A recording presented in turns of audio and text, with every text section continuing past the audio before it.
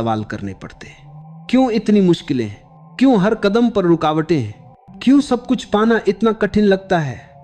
पर सत्य यही है, जीवन का नाम ही संघर्ष है। जिसने संघर्ष से भागना चाहा उसने जीवन से भागना चाहा, और जिसने संघर्ष को गले लगाया उसने जीवन को समझ लिया। देखो, नदी जब बहती है तो उसका हर पत्थर, हर मोड़ उसकी राह रोकने की कोशिश करता है, लेकिन नदी रुकती नहीं।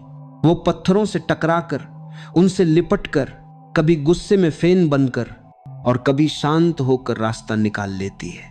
ऐसा नहीं कि नदी के लिए राह आसान होती है, पर नदी के भीतर एक आग होती है, बहने की, पहुंचने की। यही आग इंसान के भीतर भी होनी चाहिए। जीवन में जो राह तुम्हें मुश्किल लगे वही तुम्हें गढ़ रही है।